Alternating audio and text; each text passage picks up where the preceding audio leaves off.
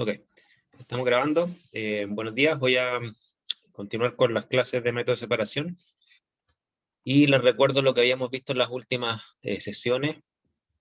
Y de hecho lo que vimos en la última sesión, lo más importante se resume acá, más lo que reflexionamos y calculamos en función de esta expresión.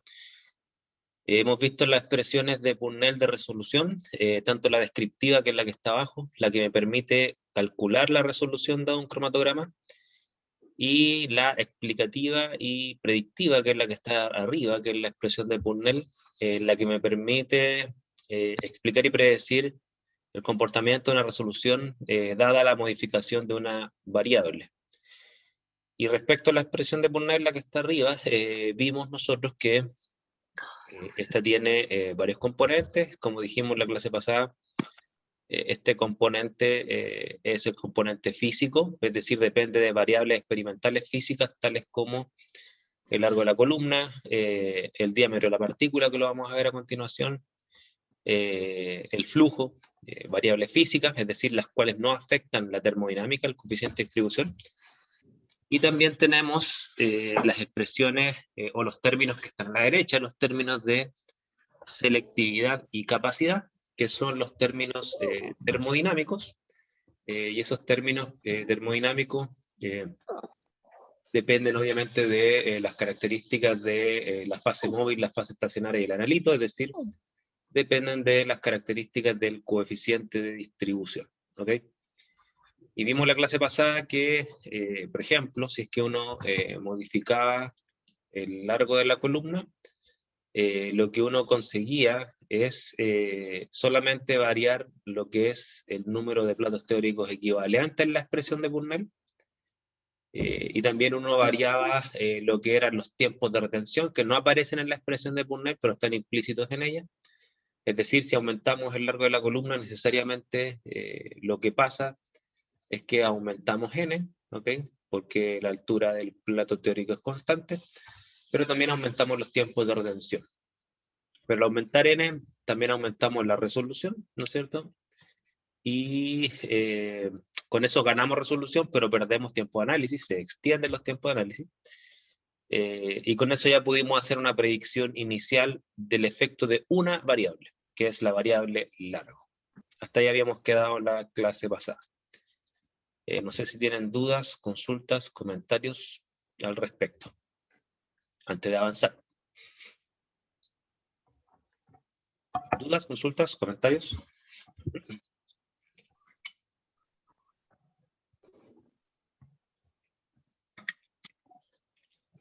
¿Todo claro?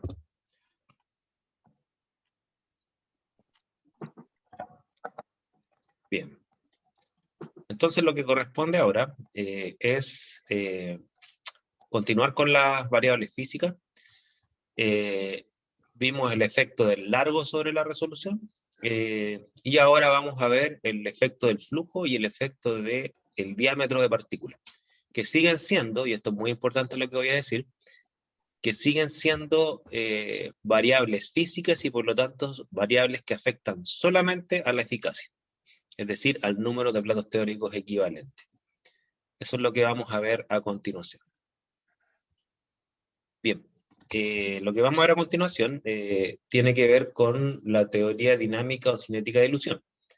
Esta es una teoría que es general, es decir, aplicable a todas las cromatografías, y su principal objetivo, independiente de los parámetros que considere y los modelos que utiliza, su principal objetivo es poder explicar la dispersión de las partículas de analito, que es la causante del ancho de un pico cromatográfico. Todas las señales cromatográficas tienen forma gaussiana, es decir, tienen un máximo como nosotros vimos. Ese máximo es lo que denominamos el tiempo de retención. Sin embargo, tienen un ancho. Y ese ancho es un parámetro de distribución, es decir, mientras más ancha es la señal, quiere decir que las partículas se dispersan más en su orden de llegada, las partículas de un mismo analito se dispersan más en su orden de llegada, y por lo tanto, esto va a influir necesariamente en la eficacia, porque como vimos nosotros, la eficacia depende de dos parámetros, ¿no es cierto? Depende de, recordemos que la eficacia depende de dos parámetros. Esos parámetros son que voy a marcar acá, son, bueno, hay una constante, 16, pero también dependen de el tiempo de retención y del ancho, todo esto elevado al cuadrado. Elevado al cuadrado. Ahí, equivoqué de número. Ahí. Todo esto elevado al cuadrado. Entonces, la expresión de eficacia me dice que hay una dependencia entre la eficacia y el ancho. Y esta teoría a lo que apunta es poder comprender cuáles son las variables de las cuales depende que una señal se ensanche. Ese es el objetivo que tiene esta teoría. Y vamos a ver que hay dos variables que pueden explicar el ensanchamiento de una columna. La variable flujo y la variable diámetro de partículas. Esa es la teoría dinámica o cinética de ilusión. Entonces, ahora, el ensanchamiento de una señal, que aquí está expresado como la varianza, o sea, ustedes entiendan que toda forma gaussiana, toda señal gaussiana tiene una desviación estándar, ¿ok? Y el cuadrado de la desviación estándar es lo que se llama la varianza. Aquí está la varianza. La varianza total de una señal analítica depende de varios parámetros. Depende de la dispersión que aporta el proceso de inyección, depende de la dispersión que aporta el sistema detector. Nosotros vamos a ver la varianza que depende de los procesos que ocurren en la columna, que es la varianza por lejos la más grande, y ahí nos vamos a centrar en el cuadro azul. Ahora, esta teoría, ¿qué es lo que nos dice? Primero, hay que entender que la teoría de los platos teóricos equivalentes, que es la que hemos visto hasta ahora, que es la cual nos ha permitido construir las expresiones de resolución, de eficacia, de selectividad y de capacidad, ¿no es cierto? La teoría de los platos teóricos no explica la causa de la existencia de una altura finita, que es lo mismo que decir que una señal tiene un ancho y por lo tanto no tiene una altura infinita. Dado que considera, y ahí está la limitante de la teoría del plato teórico equivalente, dado que considera que el equilibrio que se alcanza entre ambas fases es inmediato, o sea, tiene una cinética infinita. Esta teoría que vamos a ver a continuación considera precisamente que el equilibrio no es inmediato, que hay un tiempo en que el analito se distribuye entre la fase estacionaria y la fase móvil, y de ese tiempo depende lo que son los parámetros de dispersión, la dispersión de la señal. Dicho de otra forma, depende de fenómenos de transporte de masa, y esos fenómenos no tienen una cinética ilimitada.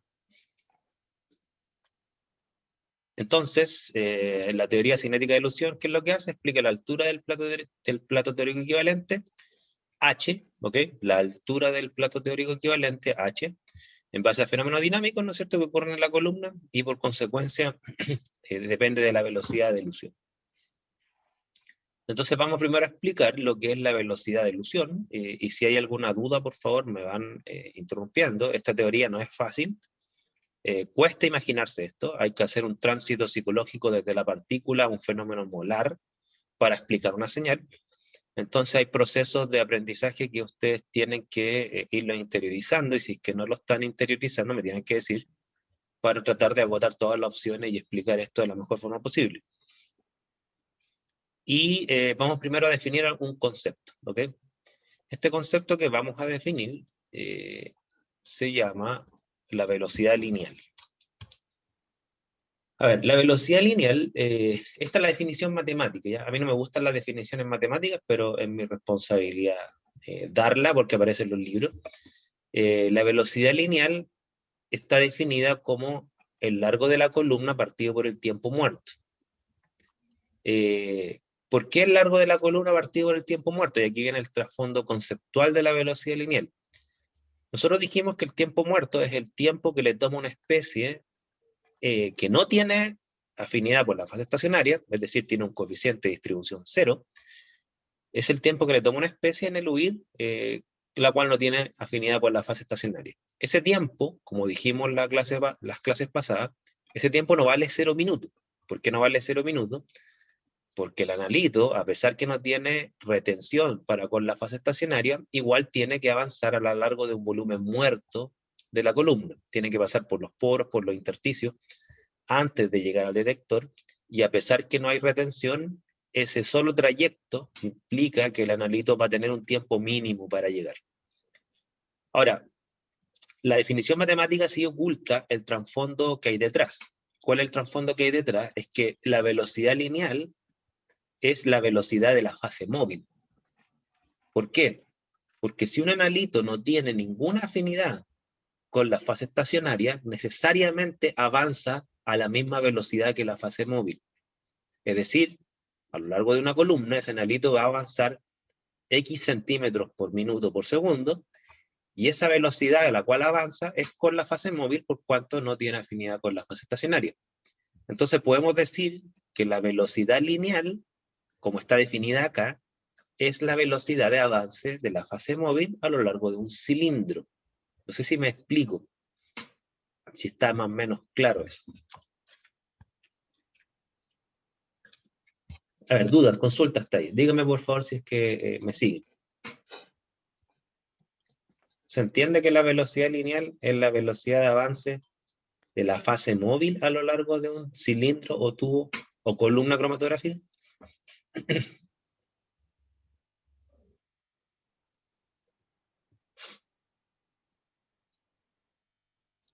¿Está claro?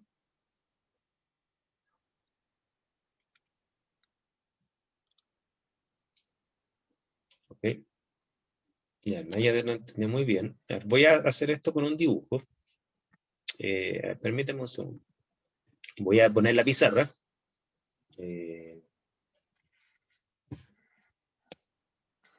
Vamos esto con la pizarra.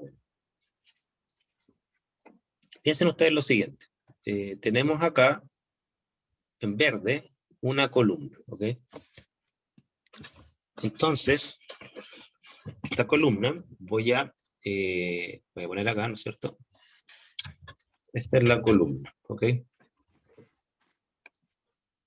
Esta columna, ¿no es cierto?, tiene un largo. Entonces voy a poner acá. Acá está el largo de la columna, marcado en verde, ¿no es cierto? Este es el largo. Ahora entiendan, esta columna es un cilindro, ¿ok? Es una cosa tridimensional.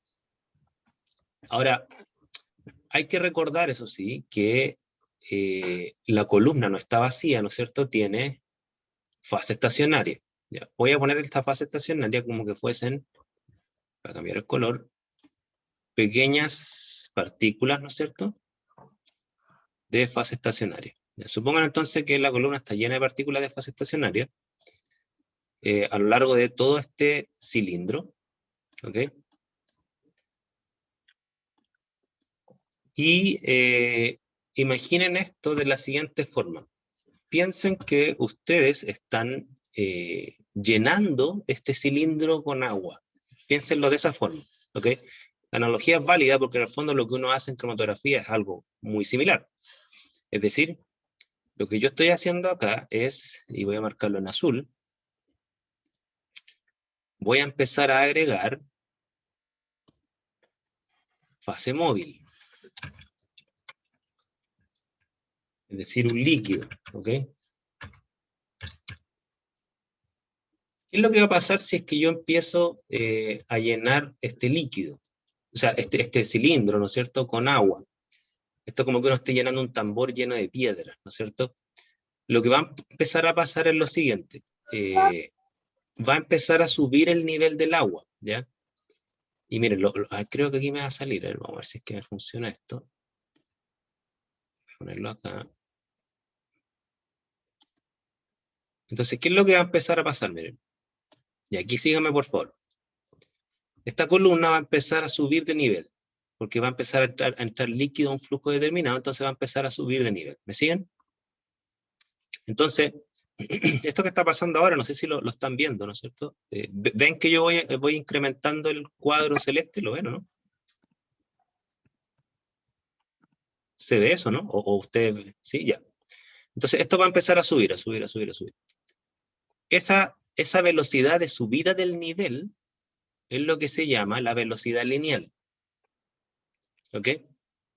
Entonces, si esto va subiendo de nivel, es lo que se llama velocidad lineal, pero va a depender de dos parámetros, si es que esta velocidad de subida de nivel, llamada velocidad lineal, ¿no es cierto?, es mayor o menor. ¿De qué va a depender que esta subida de nivel sea mayor o menor?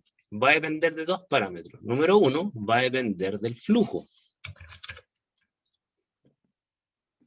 Mientras mayor es el flujo de entrada de la fase móvil, mientras mayor es el flujo del líquido que estoy agregando, ¿no es cierto?, al cilindro, más rápido va a subir de nivel. No sé si eso lo ven hasta ahí. ¿Ok? ¿Se entiende hasta ahí? Mientras más flujo, mayor velocidad del nivel. Mientras más ml por minuto ustedes van agregando, por ejemplo, en vez de 1 ml minuto lo hacen a 2 ml minuto, 3 ml minuto, necesariamente a mayor flujo, mayor velocidad lineal. ¿Ok? Donde recordemos, ¿no es cierto?, que, voy a poner acá, que la velocidad lineal, ¿no es cierto?, que está con el símbolo U, ¿no es cierto?, sería, voy a poner aquí, los centímetros por segundo, o la unidad de distancia por tiempo, ¿no es cierto?, que avanza el nivel de la fase móvil. Entonces, a mayor flujo, necesariamente va a aumentar la velocidad lineal. Sin embargo, hay un tema de que hay otro parámetro del cual va a depender la velocidad lineal, y aquí lo voy a marcar para que ustedes lo vean, que es este. Déjenme, se me perdió esto, acá. Hay otro parámetro del cual depende la velocidad lineal, y es qué tan llena está el cilindro de la fase estacionaria. No es lo mismo llenar un cilindro que no tiene nada de fase estacionaria que llenar un cilindro que tiene poca o mucha fase estacionaria. Mientras más sólido esté adentro del cilindro, mientras más porcentaje del volumen esté ocupado por el sólido dentro del cilindro, mayor va a ser la velocidad lineal. Imagínense ustedes que le agregan agua a un tambor vacío versus ustedes que le agregan agua a un tambor exactamente igual, de las mismas proporciones, pero lleno de piedras. Necesariamente el nivel, este nivel, ¿no es cierto?, que es lo que dijimos que es la velocidad lineal, repito, este nivel, va a ir subiendo de forma más rápida si es que hay más fase estacionaria. ¿Ok? A eso se le llama la velocidad lineal, que repito, depende de dos parámetros, del flujo y de la fase estacionaria. Lo último, lo último, ¿a qué me refiero? De que, mira, voy a hacer una comparación acá al lado para que ustedes la vean. Voy a ponerlo acá en verde. Imagínense que tenemos dos cilindros exactamente iguales, ¿ok? Y estos dos cilindros exactamente iguales se les agrega a ambos, voy a marcar acá, se voy a borrar esto, voy a ponerlo en azul para que quede todo igual. Imagínense que a ambos cilindros se les agrega fase móvil, ¿ok? Y se le agrega fase móvil exactamente al mismo flujo. Son los mismos cilindros, ¿no es cierto? Se le agrega el mismo flujo de fase móvil. La única diferencia es que el cilindro de la izquierda no tiene fase estacionaria, es decir, es un cilindro vacío, y el cilindro de la derecha sí tiene fase estacionaria, que serían las partículas negras, ¿ok? Entonces, si yo a ambos cilindros le agrego el mismo flujo, supongamos que a ambos cilindros se le agrega un ml minuto, ¿no es cierto?, a ambos cilindros, pues bien, ¿cuál de los dos cilindros se va a llenar primero? Esa es como la pregunta. ¿Cuál de los dos cilindros se va a llenar primero? ¿El que está vacío o el que tiene partículas de fase estacionaria o sólidos? Esa es la pregunta.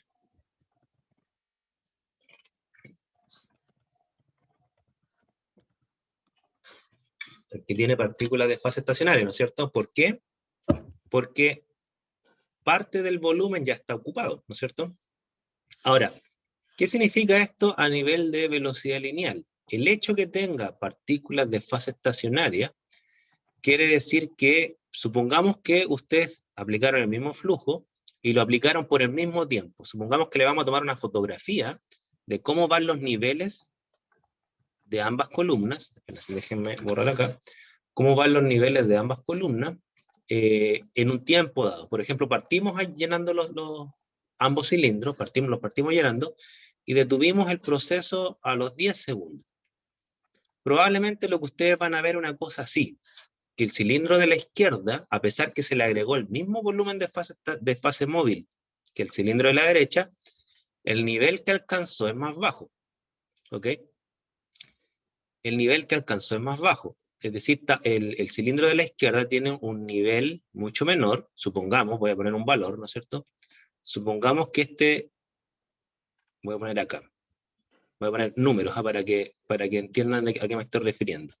Supongamos que cortamos el proceso en 5 segundos, ¿ok? En ambos lados. O sea, en ambos lados cortamos el proceso en 5 segundos. ¿Qué es lo que va a pasar? Como ustedes bien dicen, el cilindro de la izquierda, el que no tiene fase estacionaria, va a tener un nivel más bajo. ¿Ok? Supongamos que ese nivel es un nivel de 5 centímetros. ¿Ok? Y el cilindro de la derecha alcanzó un nivel más alto. Supongamos que alcanzó un nivel de 10 centímetros. ¿Ok? Entonces, pregunta, a ver si entienden la lógica de esto. ¿A cuál de los dos cilindros se le agregó más volumen de fase móvil?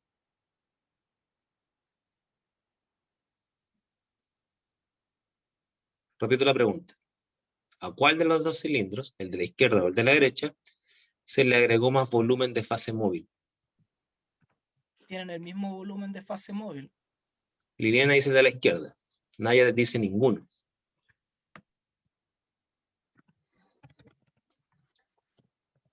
Ya, fíjense. Naya tiene razón, ¿no es cierto? ¿Por qué?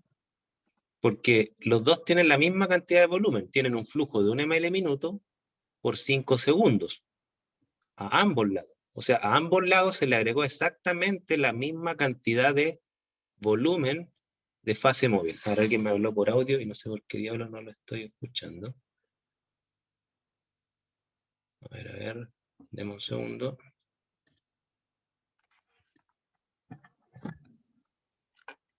A ver. Hábleme, por favor. A ver, ¿qué me está hablando? Era yo, profesor, no sé si me escucha. Sí, te escucho bajito, pero te escucho. Ya, Dale. no, era eso, los dos tienen el mismo volumen, pero alturas distintas en función Exacto, del espacio ocupado. exacto. Se fijan, los dos tienen el mismo volumen, tienen altura distinta, como acabas de decir. ¿Y por qué tienen alturas distintas? Porque la velocidad a la cual avanza el fluido de la izquierda, del tubo de la izquierda, ¿no es cierto? La velocidad al cual avanza, acá, es mayor. De hecho, la podríamos calcular. O sea, la velocidad, perdón, me equivoqué, de la derecha, perdón. Repito, la velocidad a la cual avanza el fluido del cilindro de la derecha, ¿ok?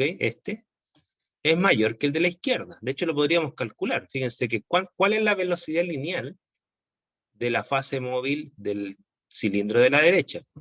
Sería el largo que avanzó, voy a poner acá. ¿Cuántos centímetros avanzó? 10 centímetros. ¿En qué tiempo? 5 segundos. Es decir, la velocidad lineal, en este caso, son 2 centímetros por segundo. Esa es la velocidad lineal del cilindro de la derecha. Por el contrario, el cilindro de la izquierda tiene una velocidad lineal, que la voy a escribir acá, que es 5 centímetros en 5 segundos. Es decir, tiene una velocidad lineal de 1 centímetro por segundo. La mitad. ¿Ok? Ahí sí. ¿Se fijan? Entonces, Uno puede incrementar la velocidad lineal aumentando el flujo, ciertamente. De hecho, esa es la variable experimental más fácil de manipular en cromatografía líquida, aumentando el flujo de la fase móvil, ¿ok? Pero también hay que entender que la velocidad lineal no depende solo del flujo, ¿ok? ¿Me explico hasta ahí? Lo que me importa es que entiendan el concepto de velocidad lineal, ¿ok? La velocidad lineal, ¿no es cierto?, es la velocidad de avance de la fase móvil, ¿ok? Se puede calcular a través del tiempo muerto, porque como yo les mencioné, si un analito no tiene afinidad para con la fase estacionaria, va a avanzar a la misma velocidad que la velocidad de la fase móvil. Esa es la lógica que está detrás. Sería una partícula más en el fluido, que no tiene ninguna afinidad por la fase estacionaria.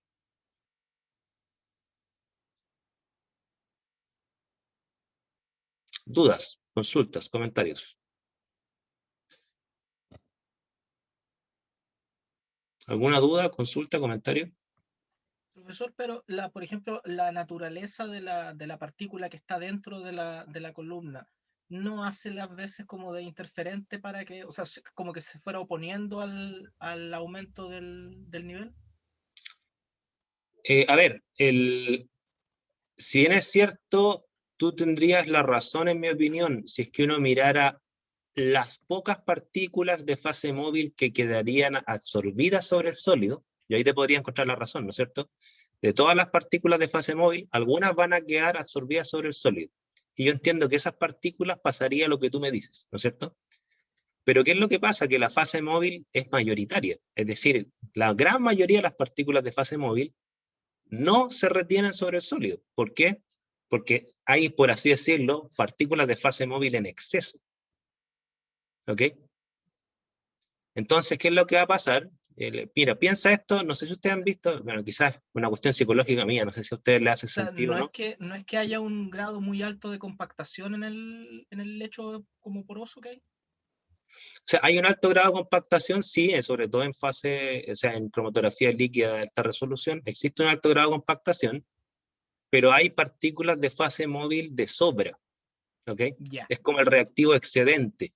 No sé si me explico. Mira, a mí siempre me hace sentido, no sé si ustedes han visto estos videos de cómo avanzan los eritrocitos en una arteria. No sé si han visto eso ustedes. Cuando uno ve un video de cómo avanzan los eritrocitos en una arteria, tú te das cuenta que los eritrocitos que están pegados a la pared de la arteria, esos se tienden a quedar pegados en los bordes, ¿ok? Pero los que van en el medio avanzan a toda velocidad, ¿ya? Esto creo yo que sería algo análogo, ¿ok? Sería algo análogo. Si bien es cierto, las partículas de fase móvil algo de retención deben tener con la fase estacionaria, pero la gran mayoría de las partículas avanza igual. ¿Por qué? Porque sobran partículas de fase móvil, ¿ok? Es un poco la lógica.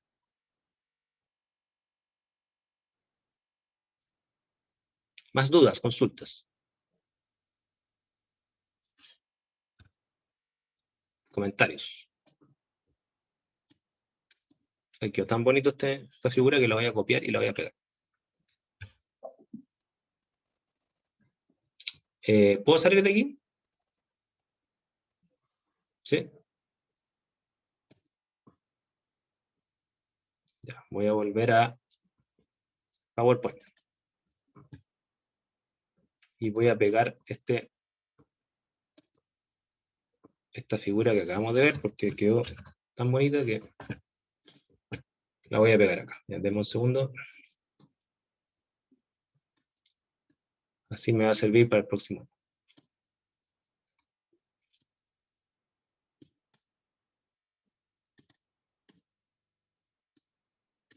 Ya, una cosa así.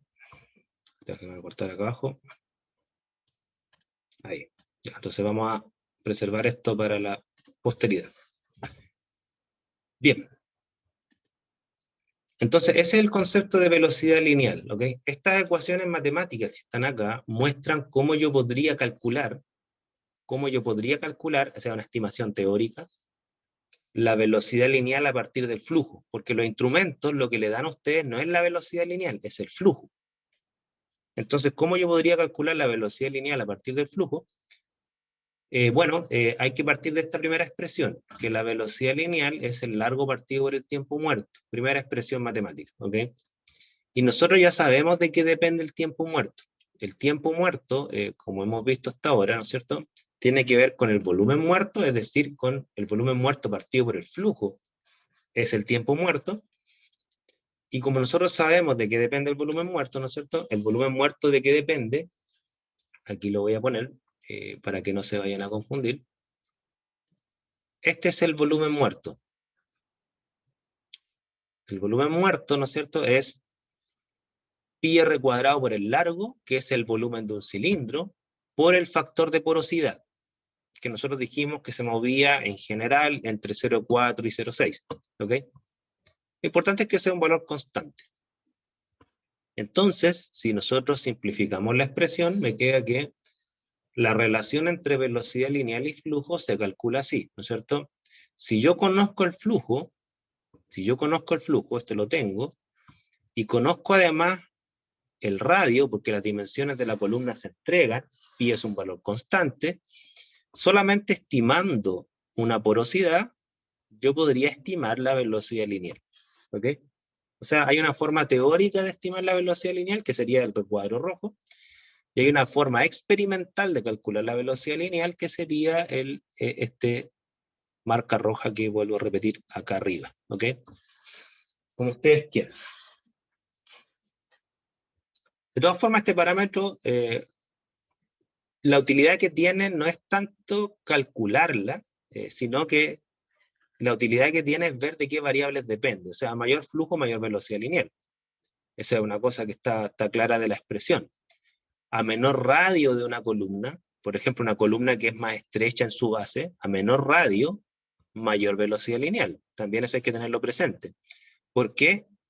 Porque comparar dos columnas cromatográficas me permitiría saber cuál de las dos generaría una mayor velocidad lineal, y por lo tanto me podría hacer algunas predicciones de cuál sería el efecto sobre la resolución. Es decir, si yo tengo dos columnas exactamente iguales, pero una tiene un radio más estrecho que la otra, bueno, yo podría entonces ver qué esperar en términos de resolución. Eso es lo que vamos a ver a continuación. ¿Cómo afecta la velocidad lineal a la resolución? Eso es lo que vamos a ver a continuación.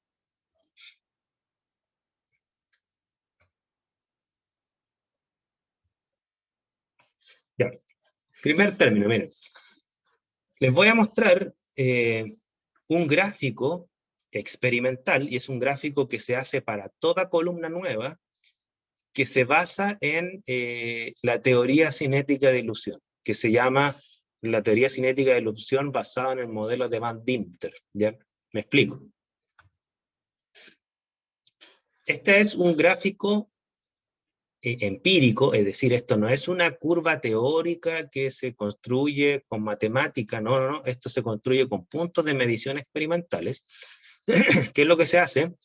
Se toma el pico cromatográfico de un analito y se va viendo cómo varía la altura del plato teórico equivalente a distintas velocidades lineales experimentales. ¿Ok? Y todas las curvas de cromatografía tienen esta forma, con distintas pendientes, en el sentido de que quizás, por ejemplo, lo voy a marcar aquí en rojo, todas las curvas tienen la misma forma, es decir, tienen una zona de pendiente negativa, esta zona, tienen una zona de pendiente positiva, esta zona, y tienen una zona de pendiente neutra, esta que está acá. Ciertamente que qué tan negativa o qué tan positivas son las pendientes de los extremos, eso es variable, ¿ok? Depende del analito, depende de la columna, depende de varias cosas. Pero el hecho es que todas tienen la misma forma. No las mismas pendientes de su forma, pero sí la misma forma. ¿Ok? Entonces, ¿qué es lo que se hace? Como yo les mencionaba, se va midiendo h a distintas velocidades lineales. ¿Ok? ¿Cómo se hace esta medición? Normalmente se hace una cosa así. Se toma un cromatograma, lo voy a dibujar acá, no sé si lo van a ver acá. déjame marcarlo en negro, se toma un cromatograma, es decir, se hace un gráfico de señal versus tiempo. Voy a poner acá tiempo de retención, ¿ok? Acá arriba vamos a tener la señal analítica. Y, por ejemplo, se inyecta un analito a un flujo determinado. Y ese analito va a dar una señal de este tipo. Lo voy a marcar, por ejemplo, en azul, ¿ok? Y este analito va a dar una señal de este tipo. ¿Estamos? Esa señal, y también lo voy a marcar en azul, se construye, supongamos, a un flujo 1, es decir, a una velocidad lineal 1. Ustedes saben que yo puedo calcular, teniendo un pico cromatográfico, yo podría calcular con esa señal, yo podría calcular, por lo tanto, cuánto vale n. ¿Por qué? Porque recuerden ustedes que n es 16 veces el tiempo de retención partido por el ancho al cuadrado, ¿no es cierto? Y como yo tengo una señal cromatográfica experimental real, ¿no es cierto? Yo tengo, por lo tanto, el tiempo de retención, ¿ok? Ahí tengo el tiempo de retención, y también tengo el ancho. Por ejemplo, el ancho de la triangulación lo tengo acá, ¿no es cierto? Entonces, yo ahí tengo un punto experimental. Sería, por ejemplo, por poner un invento, yo ahí tendría este punto experimental, acá. ¿Ok? Luego, ¿qué es lo que hago? Voy cambiando la velocidad lineal. Voy a hacerlo en rojo. Supongamos que vuelvo a repetir el experimento. Por lo tanto, lo voy a repetir a un flujo 2. Lo repito a un flujo 2. Por lo tanto, a una velocidad lineal 2. Esto me va a permitir entonces calcular un nuevo n, que va a ser 16 veces lo mismo, ¿no es cierto? El tiempo de retención partido por el ancho, todo esto al cuadrado, ¿ok? Y salvo que si yo cambio el flujo, la señal cromatográfica no me va a dar exactamente igual que en el caso anterior, es decir, me va a dar una cosa así. Supongamos que lo hago en flujo mayor, ¿no es cierto? Entonces me va a dar quizás una señal así. Oh, me quedó horrible, déjenme hacerlo de nuevo. Ahí. Supongan que me da una señal así. ¿Ok? Pues bien, eso me va a permitir a mí calcular un nuevo n, y ustedes recuerden que si yo tengo n, ¿no es cierto? Yo puedo calcular h, porque el largo de la columna es constante. Entonces yo voy calculando en todo momento h, tanto con el flujo 1 como con el flujo 2, ¿no es cierto? Si esto yo lo hice a una velocidad lineal mayor, bueno, me voy a obtener un nuevo punto experimental que quizás va a estar acá, un nuevo h. ¿Ok? Y así voy construyendo el gráfico de Van Dinter. Voy evaluando las alturas de los platos teóricos equivalentes a distintas velocidades lineales a través de la señal de un analito. El mismo analito yo lo voy siguiendo a distintos flujos. ¿Ok? ¿Se entiende más o menos cómo se construye esta curva?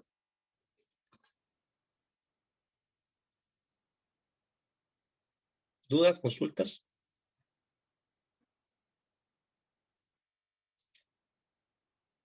Repito entonces, voy variando el flujo, por lo tanto voy variando la velocidad lineal, y a cada flujo, a cada velocidad lineal, yo voy registrando un cromatograma para un mismo analito. Cromatograma 1, cromatograma 2, 3, 4, y cada uno de esos cromatogramas me va a ir dando un n distinto. Voy a tener varios n, y por lo tanto voy a tener varios h, varias alturas, y esas alturas yo las voy graficando y me van dando normalmente curvas de este tipo. ¿Ok? Esa es la curva de Van Dinter.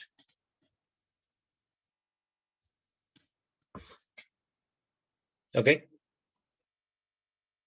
Ahora, Si entendieron esto, ¿no es cierto? Viene la pregunta que es un poquito más aplicada. Si ustedes tuvieran una curva de Van Dinter como la que muestra la figura, ¿ok? Supongamos que ustedes entendieron la curva de Van Dinter. Díganme ustedes en qué zona de la curva de Van Dinter hay necesariamente una mejor resolución. Piénsenlo. ¿Cuál es la zona de Van Dinter óptima? En términos de resolución, me refiero. La mejor resolución posible, la más alta.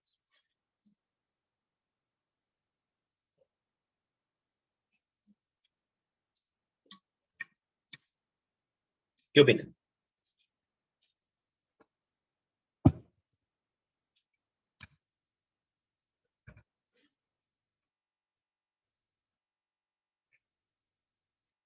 ¿Lo ven o no?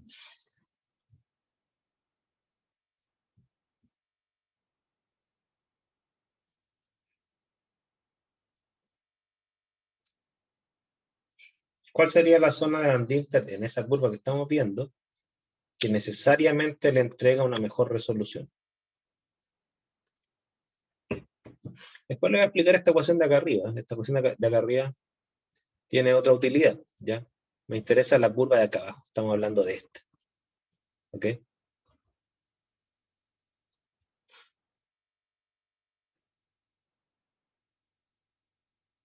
¿No lo ven?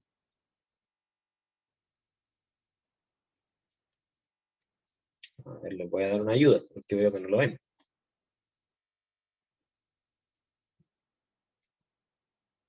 Miren, recuerden esto. Les voy a dar una pista. Recuerden esto. La curva de Van Dinter lo que grafica es la altura del plato teórico equivalente en función de la velocidad lineal. Esos son los ejes. Variable independiente, velocidad lineal, en la que yo manipulo a través del flujo. Variable dependiente, efecto h, la altura del plato teórico equivalente. ¿Ok? Pues bien, volvamos a la expresión de resolución. Miren.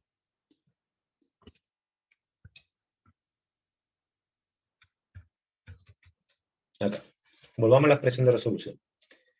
La expresión de Purnell, la que está arriba, me permite a mí evaluar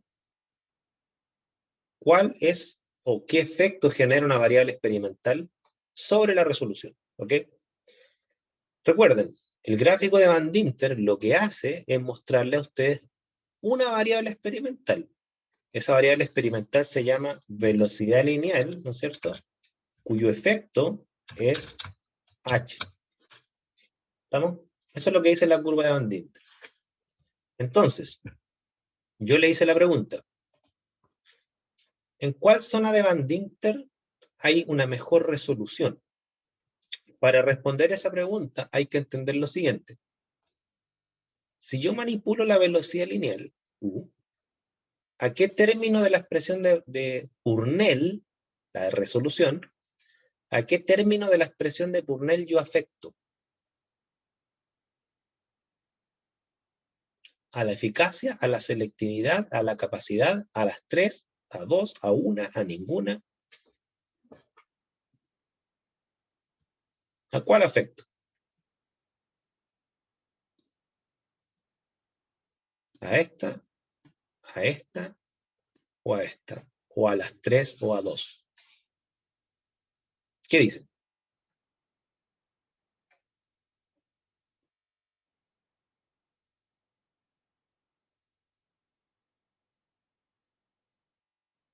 ¿Por cuál se la juegan?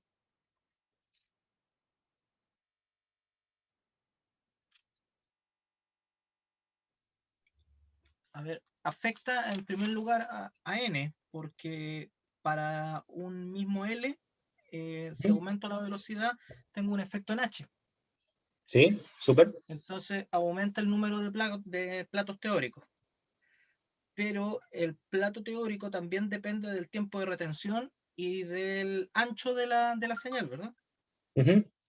Entonces, el tiempo de retención uno lo puede relacionar con K.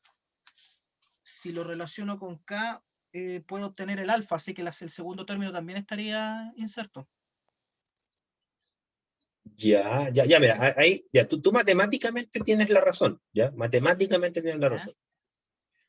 Químicamente no tienes la razón, y voy a explicar por qué, ¿ya? Pero tus conexiones matemáticas están perfectas, ¿ya? No tengo nada que decir con las conexiones matemáticas que tú me estás diciendo.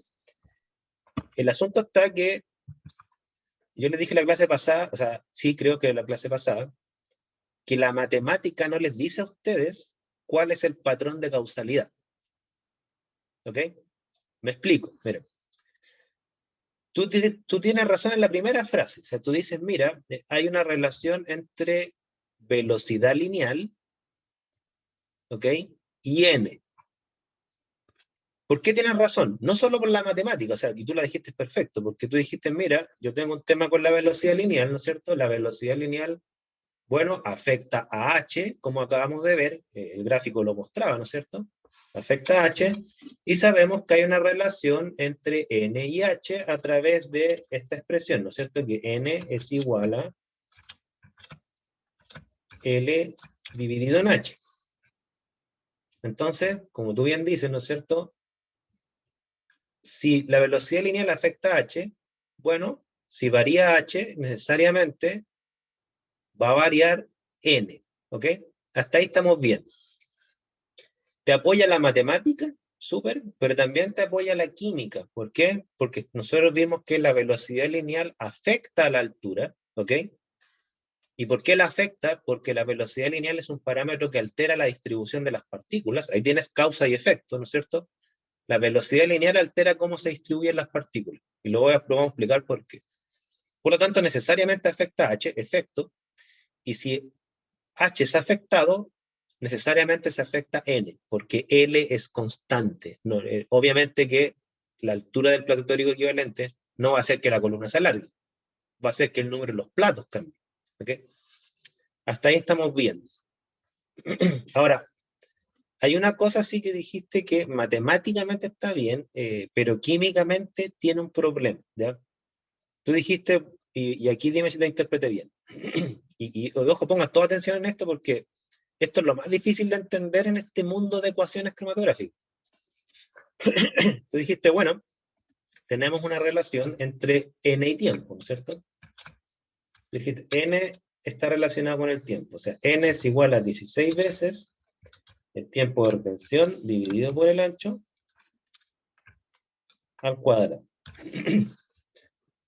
Entonces, y aquí dime si te interpreté bien. Tú dijiste, bueno, dado que hemos demostrado entonces que la velocidad lineal afecta a n, bueno, entonces n va a afectar al tiempo porque hay una relación matemática entre n y tiempo a través de esta expresión. Eso dijiste, ¿no es cierto? Oh, se corrompe. Sí. ¿Sí? Ya miren, eso matemáticamente está bien. Yo no tengo nada que decir respecto a la expresión que elegiste. Lo que sí, hay un tema acá. Y aquí explico. En esta expresión hay que entender cuál es la causa y cuál es el efecto. ¿Ok? Entonces, en esta expresión lo que nosotros vamos a ver, ¿no es cierto? Que es que, por un lado, si yo varío n, causa, el efecto es sobre el ancho, no sobre el tiempo necesariamente.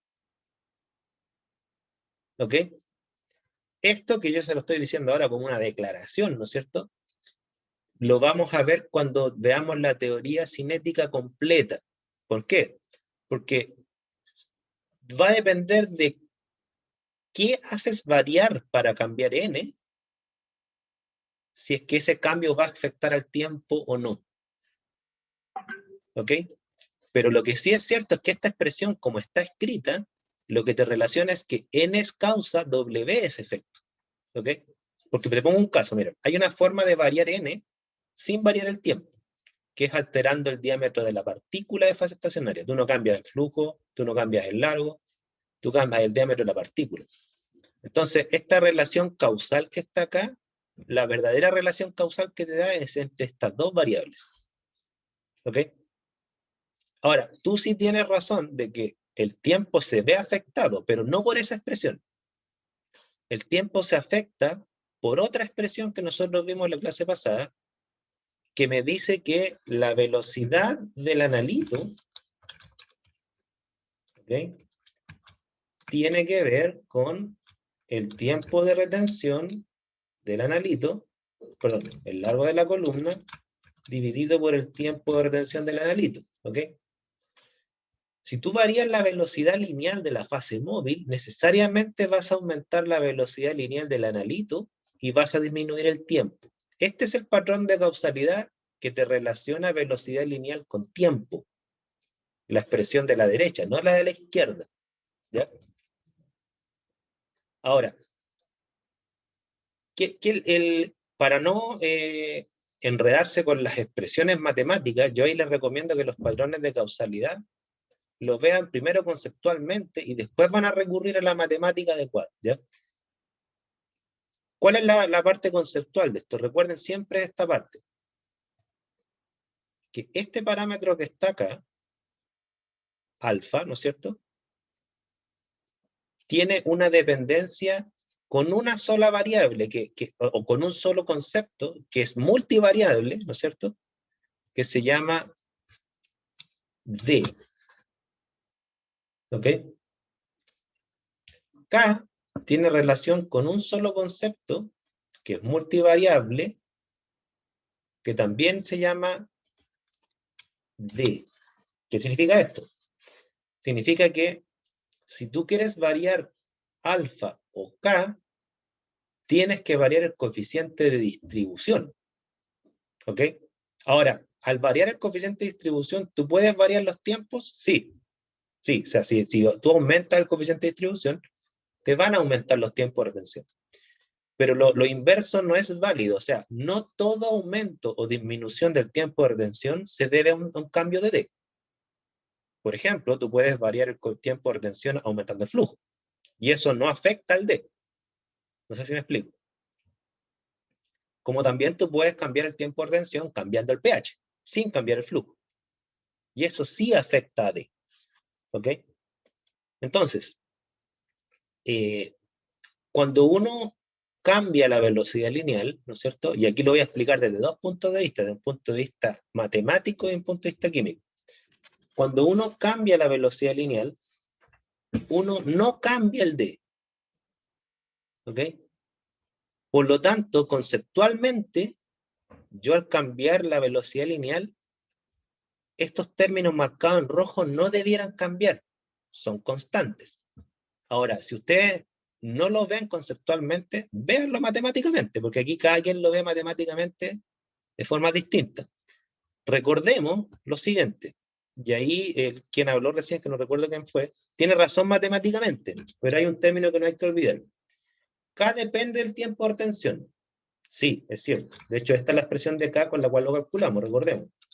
Es el tiempo de retención menos el tiempo muerto dividido por el tiempo muerto.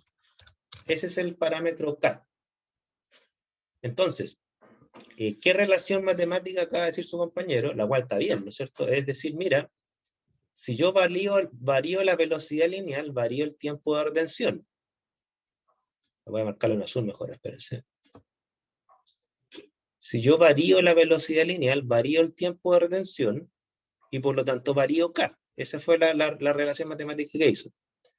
Está bien de que hay una relación entre tiempo de retención y K, pero nunca olviden lo siguiente, que la velocidad lineal no solo afecta al tiempo de retención del analito, también afecta al tiempo muerto.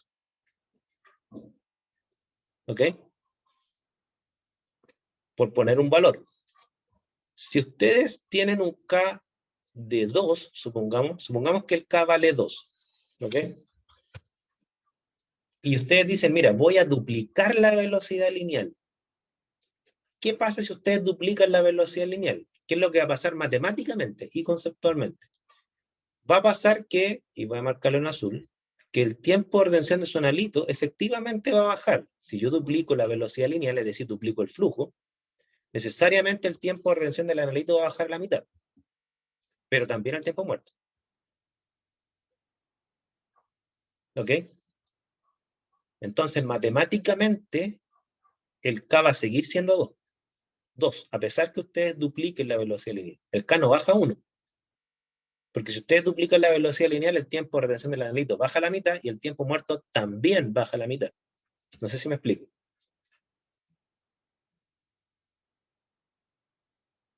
Entonces, hay dos formas de ver de por qué en la velocidad lineal no afecta a K. Número 1, la forma conceptual. K es un parámetro termodinámico y por lo tanto depende exclusivamente de variables termodinámicas, lo cual parece una declaración medio absolutista, así como que créanme, ¿no es cierto? Pero le digo, no me crean, recuerden que hay una relación entre K y D. K es igual a D, el coeficiente de distribución, por la masa de fase estacionaria partido por el volumen muerto. Esa es la expresión original de K. O sea, es una variable que depende exclusivamente de la termodinámica. Y la otra forma de verlo matemáticamente, si yo varío la velocidad lineal, numerador y denominador van a verse afectados por igual. Y por lo tanto el K se mantiene constante. Eso sí lo quieren ver matemáticamente. Y con el alfa pasa lo mismo, ¿eh? Recuerden que el alfa, el término alfa, ¿no es cierto? Aquí es igual. Voy a marcar acá. Tiempo de retención menos tiempo muerto. Este tiempo de retención de la especie 2, ¿no es cierto? Dividido por el tiempo de retención de la especie 1 menos el mismo tiempo muerto. ¿Ok? Con alfa pasa lo mismo. O sea, si ustedes varían la velocidad lineal, conceptualmente no debiera variar alfa porque es un parámetro termodinámico. No es físico ni cinético. Si no lo ven conceptualmente, véanlo matemáticamente. Si yo varío la velocidad lineal, numerador y denominador van a variar en la misma proporción. ¿Ok?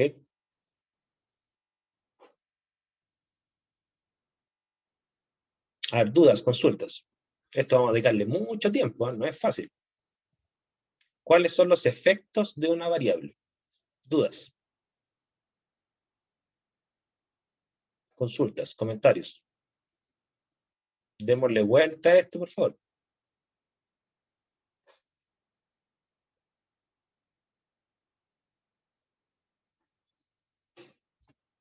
Voy a borrar acá y voy a volver al gráfico. Miren. Entonces, ¿qué podemos decir al ver el gráfico de Burnell? ¿Qué podemos decir al ver el gráfico de Burnell? Podemos decir lo siguiente, que si yo, fíjense lo que voy a escribir acá, esto es para explicar lo mismo. Si yo varío el flujo, necesariamente lo que va a cambiar es la velocidad lineal, ¿ok? Que eso es lo que está en el eje X, acá en este gráfico, ¿ok? Ahora, aquí está la velocidad lineal. Ahora, si yo varío la velocidad lineal, porque varía el flujo, ¿qué es lo que voy a variar? Y aquí lo voy a marcar en rojo. H. ¿Ok? Estoy variando H. Lo muestro el gráfico. Hay un efecto de la velocidad lineal sobre H, sobre la altura del plato teórico equivalente. Y aquí viene el patrón de causalidad que nunca tienen que confundir. Obviamente que ustedes están aprendiendo y va a ser que al principio sí se confundan. Pero si ustedes me preguntan y discutimos, vamos a ir madurando este conocimiento. Al variar H, esto genera un efecto sobre N. Recordemos que H es igual a L dividido en N. Entonces, H causa N efecto. ¿Se entiende hasta ahí?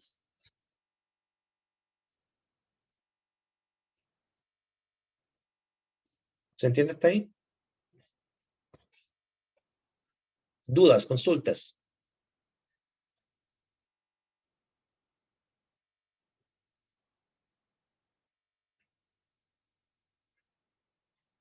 Si varía entonces N, ¿cuál es el patrón de causalidad que hay que seguir?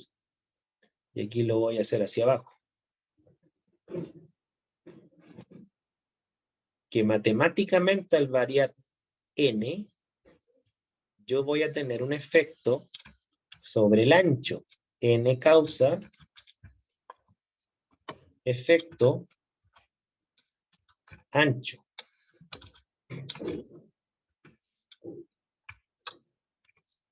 El efecto está sobre esto. Ahora ustedes me van a decir, pero también varía el tiempo. Sí, varía el tiempo, pero no varía el tiempo por el n, varía el tiempo por otra relación causal que existe entre velocidad lineal y tiempo. Y es que si yo varío la velocidad lineal, va a variar la velocidad del analito. Y el efecto sobre el tiempo no es a través del n, es a través de la velocidad lineal, entendiendo que la velocidad de un analito es el largo de la columna partido por el tiempo. ¿Ok? Vamos a ir haciendo cálculos de esto. Entonces, si ustedes se fijan, la cromatografía tiene esta complejidad que yo muevo una variable experimental y tengo que empezar a hacer conexiones desde la teoría de cuáles son sus efectos correctos. Y la matemática tiende a confundir mucho porque la matemática conecta todo con todo. Y no todo está conectado con todo, depende de qué es lo que varío. ¿Profe? ¿Sí? En ese caso, entonces, si varía la velocidad lineal y varía la velocidad del analito, disminuye el tiempo de retención. Del analito, claro. Exactamente. ¿Y cómo varía W? Ahí como que no veo cómo variaría W, o sea, el ancho con N. Ya. ¿Aumentaría o disminuye el ancho? Esa es como la pregunta en el fondo, ¿no es cierto? Eso va a depender de lo siguiente, miren. Lo que nos dice la expresión causal es que si yo aumento h, disminuyo n. Hay una relación inversamente proporcional. Es decir, ¿cómo yo logro la máxima resolución? Que era la pregunta inicial. Disminuyendo h, porque si yo disminuyo h, tengo mayor número de platos. ¿Ok? Y eso lo dice esta expresión causal en este caso, ¿no es cierto? Está acá. ¿En qué zona tengo yo el menor h? ¿A flujos altos o velocidades lineales altas? ¿O a flujos bajos, velocidades lineales bajas? ¿Qué es lo que muestra la expresión? Lineales bajas. Pero no siempre, fíjate, porque ¿dónde está el menor h? No está ni en los flujos más bajos, que es acá. O sea, está como en el punto de inflexión ahí. Está en el punto de inflexión, exactamente, ¿no es cierto? No está aquí ni aquí. Está aquí. ¿Ok? O sea, la velocidad lineal óptima para lograr el mayor n y por lo tanto la mayor resolución está en una zona que no es ni muy baja ni muy alta. ¿Ok? Ahora, vamos a explicar mañana por qué. ¿Por qué hay una velocidad lineal óptima que no es ni muy alta ni muy baja? Lo cual no quiere decir que ustedes necesariamente eligen la zona de máxima resolución. A veces la resolución es demasiado alta, como también lo hemos visto en clase. A mí una resolución de 10 no me sirve tampoco, es muy alta, estoy perdiendo tiempo normalmente a resoluciones tan grandes. Dos picos cromatográficos demasiado separados en tiempo y ancho me va a generar una pérdida de tiempo y de plata, ¿ya? Pero lo que nos dicen acá es que esa es la zona de máxima resolución. No quiere decir que esa es la mejor zona para trabajar, no. Quiere decir que la de máxima resolución. Ustedes verán si quieren la máxima resolución o no. Va a depender de la realidad. ¿Ok? Más dudas, consulta. Estamos justo en la hora. Dudas, consultas, comentarios. Ya, mañana vamos a trabajar entonces sobre esto. Por favor, aquí les pido que, porque esta es la parte más complicada del curso, aquí les pido por favor que vayan participando en la clase, leyendo los documentos para tratar de ir lo más posible a la par, porque esto nos va a acompañar el resto del curso y necesitamos madurarlo lo más posible y es lo más complejo de la cromatografía. Vamos a ir paso a paso. Bien, nos vemos mañana, cuídense y estudien. Saludos.